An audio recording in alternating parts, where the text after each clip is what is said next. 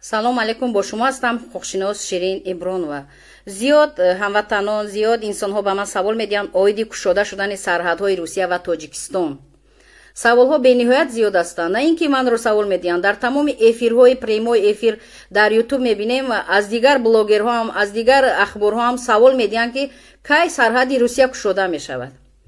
ман имрӯз ба шумо пурра мефаҳмонам ки яъне киҳо асос доранд барои омадани Русия, киҳо ҳуқуқ надоранд биёянд.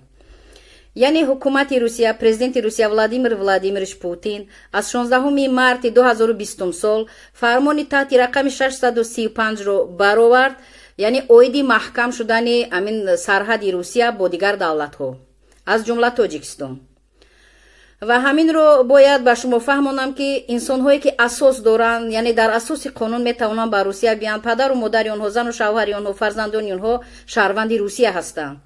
ва айни ҳол чунин асосҳо метавонад ки онҳо ҳамин хел ҳам бошад ба МВД Русия ё ки ФСБ Русия бояд ариза аз ҳамон Тоҷикистон пешниҳод кунанд ба воситаи электрони почта, ба воситаи интернет ки ба онҳо иҷоза дода мешаванд ё не.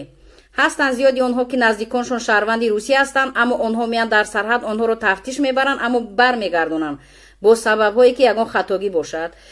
барои ҳамин бояд аввал шумо муроҷиат кунед ба МВД ФСБ Русия аз Тоҷикистон. дар ҳамин сайти ман видео ҳаст, адресҳои онҳо ҳаст, телефонҳои онҳо ҳаст, электрони почтаи онҳо ҳаст. марҳамат гиред, муроҷиат кунед, ҷавоб гиред ва бемалол билет гирифта ба Русия биед.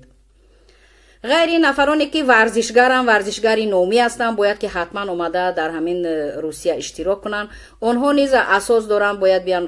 нафароне ки бемор буданд такроран дар Русия, бояд ки омада табобат кунанд. онҳо аз тарафи ҳамин беморхонаҳои Русия ҳуҷҷат доранд, ё Минздрави Русия ба онҳо иҷозат додааст, ё онҳоро даъватнома пешниҳод шудааст аз тарафи ҳамон беморхона, мудирияти ҳамон беморхона, ва инҳо низ асос доранд. ва ҳаминро гуфтаниам ки саволҳо бениҳоят зиёд ҳаст ва ман видео карда будам, моҳҳои пештара пешниҳод карда будам, пурра қонунӣ фаҳмонда будам ки сарҳадро убур накунед, ғайриқонунӣ бо моддаи 322 кодекси ҷиноятии ҷумҳурии Тоҷикистон ба ҷавобгарии ҷиноятӣ мекашанд. ҳатто ҷаримаи калон аст, шумо имконияти пардохт кардан надоред, маҷбур ҳастед баъд маҳбас шавед. зиёд саволҳо буд, ман чунин ҷавоб додам, видео кардам, аммо бо чӣ сабаб зиёд инсонҳо бо амин яъне аз граница ғайриқонунӣ гузаштанд. аз 100 нафар зиёд аз ҳамин шаҳрвандони Тоҷикистон омаданд, онҳоро баъзеашро баргардонданд, баъзеаш ҳафтаҳо дар ҳамин яъне аэропорти Русия монданд, азият кашиданд, ҳатто кӯдак доштанд, кӯдакони хурдсол доштанд дар даст. ва ҳаминро гуфтаниам ки зиёд ҳамин шаҳрвандони Тоҷикистон, Узбекистон, Қирғизистон ва ғайра ба воситаи Беларусия омаданд. зиёда аз 3000 нафар, зиёда аз 3000 нафар яъне дастгир шуданд ва онҳоро тафтиш бурданд, иҷозат надоданд ба Русия даромада. аз 300 нафар зиёди онҳоро делаи ҷиноятӣ карданд. анамиро ман ба шумо пештара видеода гуфта будам, ина боз такрор мекунам. савол медиҳед ки кай граница кушода мешавад. дар тамоми баромадҳои блогерҳо ман мебинам саволҳо чунин аст. ман конкретна мушаххас ба шумо мегӯям ки ҳамон вақте сарҳад кушода мешавад ки Владимир Владимирович Путин, президенти Русия, фармон барорад, қарор барорад, имзо кунад ва ахборҳои Русия, телевизионҳои Русия ки эълон карданд, марҳамат, ана ҳамон вақт имконият аст ки ҳамагон вориди Русия шаванд. то тағйироти иловаҳо нашавад, то фармон аз тарафи президенти Русия бароварда нашавад, ягон мақомоту идора ҳуқуқ надорад сарҳадро кушояд. нафароне гуфтам меоянд, фақат дар асоси ҳуҷҷатҳои дахлдор меоянд. барои ҳамин ғайри ин гуфтаниам, нафароне видеоро мебинед, тамошо мекунед, подписчики ман ҳастед, як кори савоб кунед, ҳамин видеоро ба дигар ҳамватанон фиристонед, поделиться кунед, дар историяи имо WhatsApp партоед, то ки ҳамватанони мо бубинанду ба якдигар фиристонанд, яъне ки сарсону саргардон нашаванд. зиёд инсонҳо ба ман савол доданд ки аз бонкҳои Тоҷикистон қарз гирифтанд, чипта хариданд. аксарияташ аз хешу таборҳо яъне қарз гирифта билет хариданд. анаку мераванд аз ин тараф бекор, ҷои кор не, маош не, он қарзро аз куҷо медиҳанд? бо байни хешу таборҳо нофаҳмию ҷангу ҷанҷол, ё ки бонк, вай бонк дод муҳлат дорад, бояд ки пулро гардонда диҳӣ. барои ҳамин ҳуқуқи худро донед, бисёртар газет хонед, бисёртар маҷаллаҳоро хонед, ахборҳои русияро гӯш кунед. ҳар рӯз тамоми навигариҳо дар ҳамин телевизион, ҳамин каналҳои русия яъне ки ҳарф мезананд. шумо гӯш кунед, як ҳуқуқи худро донед. агар ки нафароне ки интернет надоред ё телевизиони русия канали шумо намегирад, марҳамат, ман ба шумо телефон, рақами телефон медиҳам.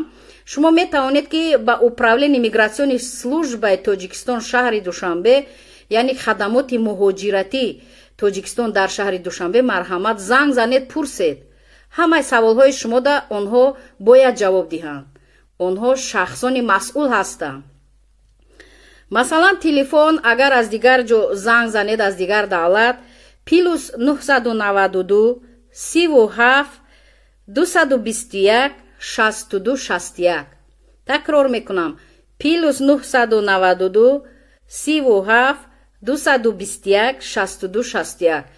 анами хадамоти муҳоҷиратӣ дар шаҳри Душанбе аст. метавонад ба саволҳои шумо ҷавоб диҳад. ва нафароне ки ин телефонро фаҳмидед, гӯш кардед, ба дигарон ақаллан ҳамин телефонро расонед ки то ки дигарон низ истифода баранд. ва нафароне дар Тоҷикистон ҳастед, метавонед ки рақамро кӯтоҳтар гиред, яъне 221 62 61. нафароне ки дар Тоҷикистон ҳастед. нафароне ки аз ин берун аз Тоҷикистон агар занг занед, ягон масъаларо пурсиданӣ, анамин код қатӣ занг мезанед, мепурсед. сайтҳои интернетӣ доранд, марҳамат, дароед дар интернет. ва ғайри ин чизе ки дар интернет гӯш мекунед, мефаҳмед ва ҳама вақт донед ки чизе ки бар шумо ба фоидаи шумо аст, дар асоси қонун бояд бошад, дар асоси қонунҳои ҳамин Русия ва Тоҷикистон бошад. агар шумо гапи ҳар касро гӯш кардаву чипта харида омадан гиред, шумо хато мекунед. ҳатман аз идораҳои дахлдор, аз ҳуқуқшиносое ки дар асоси қонун шуморо мефаҳмонанд, маслиҳат гиред. нафаре хоҳед ки видеои ман ба шумо автоматически равад, марҳамат, аъзо шавед, подписат кунед, обуна шавед, видеоҳои манро гӯш кунед. ҳамаш дар асоси қонун ҳастанд. нафароне ки подписчик ҳастед, хоҳиш мекунам барои савоб гирифтан ба ҳамватанон расонед.